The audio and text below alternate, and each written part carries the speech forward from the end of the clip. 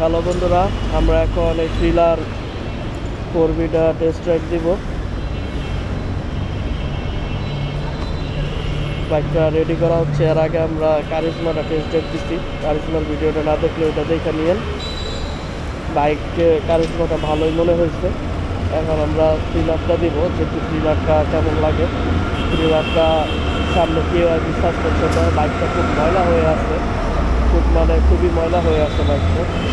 আর রাস্তার সাইডে তো তাই ময়লা হয়েছে। শোরুম হচ্ছে এটা মোটোক্রেস শোরুমটা খুব প্রিমিয়াম একটা শোরুম। ভিতরে তাদের সার্ভিস সেন্টার আছে, এই পিছন দিয়ে সার্ভিস সেন্টারটা ভালো বড় মোটামুটি। আপনারা যারা হিরো বাইক চালান এখানে এসে সার্ভিস করাইতে পারেন। এটা হচ্ছে টঙ্গী বাজারের একটু আগে আশরাফ সেতুর অপোজিট পাশে পড়ছে বাইকের যে শোরুমটা। এটার পিছনে 130 সেকশনের চাকা, সামনে হচ্ছে সামনে কত সেকশনের চাকা এটা 100, সামনে 100 সেকশনের চাকা দেওয়া।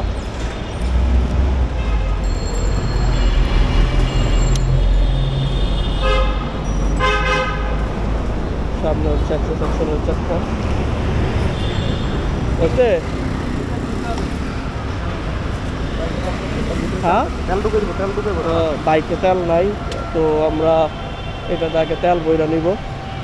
এই হচ্ছে মিটার কনসোলটা মোটামুটি ভালোই আছে, সুন্দরই আছে মিটার কনসোল। স্টার্ট দিস না এখন।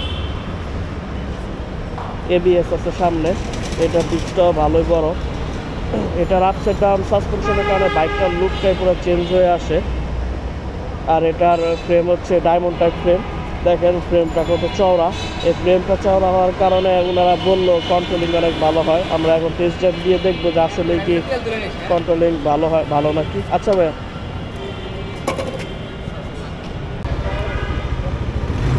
হ্যাঁ এটা 100cc ফিল হইতেছে। এই যে আমরা থ্রিলার 4Vতে বসে বললাম, থ্রিলার 4V এটা আমরা এখন রাইড করে দেখবো।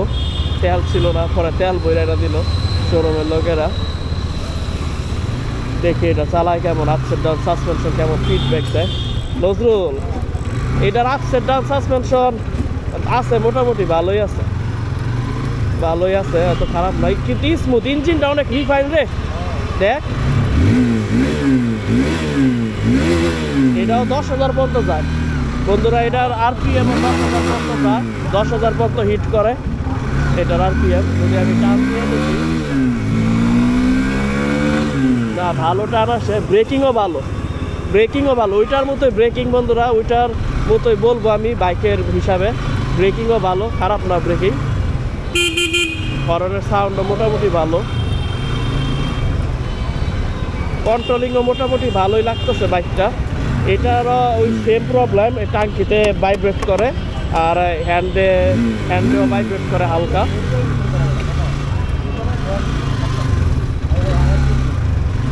এটাও বাইক হিসাবে মোটামুটি ভালোই। এই যে কিপারের মোটামুটি আলো আছে, খারাপ না। কিন্তু ইঞ্জিনটা ভালোই স্মুথ।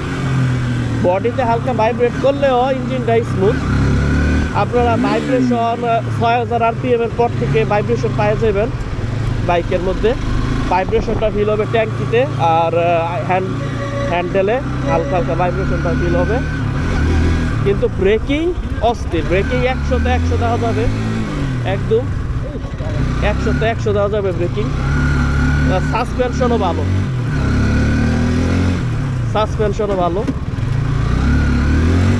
ভালো, সামনে পিছে দুটোটা ব্রেকই ভালো, খারাপ না। আমরা এই পর্যন্ত আসলাম, এখন আবার ঘুরাই নিব এখান থেকে, কারণ ফ্লাইওভারের উপরে উঠে গেছি। হ্যাঁ, ও এক্সট্রিমে ওইটা দিছে মিটার। তো আমরা এক্সট্রিমটাও রাইড দিতে চাইছিলাম, কিন্তু ওইটা শোরুমে অ্যাভেলেবেল নাই, তাই আমরা এক্সট্রিমটা টেস্ট ড্রাইভ দিতে পারলাম না। কিন্তু বাইক এটাও ভালো। হিরো আসলে ইমপ্রুভ করতেছে অন্য ইন্ডিয়ান ব্র্যান্ডের মতোই। এইভাবে যদি তারা লাইগা থাকে 5 বছরের মধ্যে অন্যান্য ইন্ডিয়ান ব্র্যান্ডে তারা পিছনে ফালাই দেব, এটা আমি কনফার্ম বলতেছি। আর দেখেন এই যে আমি যেটাকে বাউলাচ্ছি, অস্থির কোয়ালিটি, অস্থির। আর ব্রেকিং দিয়ে আমি পুরো সন্তুষ্ট। বিল্ড কোয়ালিটি যদি বলি, বিল্ড কোয়ালিটি এক কথায় অসাধারণ। আর পেন্ট কোয়ালিটি, কারিজমা থেকে এটা পেন্ট কোয়ালিটি ভালো। লুকিং গ্লাসে কোনো ভাইব্রেশন হয় না, একদম ফুল আরপিএম দিলেও লুকিং গ্লাসে কোনো ভাইব্রেশন নাই। লুকিং গ্লাসের ভিউটা পিছনে ভালোই আসে, খুব কম্প্যাক্ট সাইজের লুকিং গ্লাস, তাই আপনাদের প্রবলেম হবে না সিটিতে রাইড করতে, যেহেতু খুব কম্প্যাক্ট। আমার আরটিআরের যদি কথা বলি, আরটিআরের লুকিং গ্লাসটা কিন্তু অনেক ছড়ানো, তো অনেক সময় অনেক কিছুর সাথে বাড়ি খাওয়া যায়, কিন্তু এটার লুকিং গ্লাসটা খুব কম্প্যাক্ট। আর হ্যাজার্ড লাইট আছে, হ্যাজার্ড লাইট থাকার কারণে ইন্ডিকেটর লাইট দুইটা একসাথে ধরে, আপনাদের আর এক্সট্রাভাবে হ্যাজার্ড লাইট দিতে হবে না। বাইক ভালো, আমরা এসে বসতে পাই।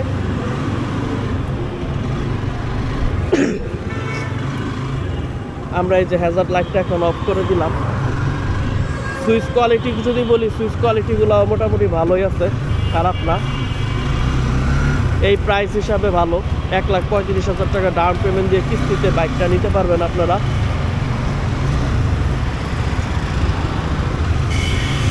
নাম।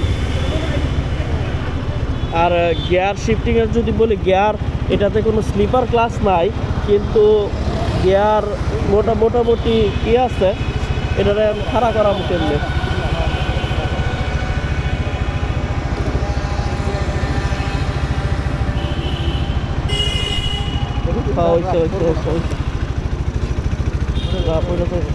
আচ্ছা, ডাবল স্টেল করে দিই, এলেই তো।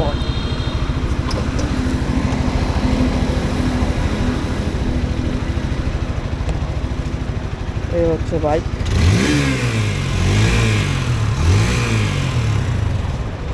আর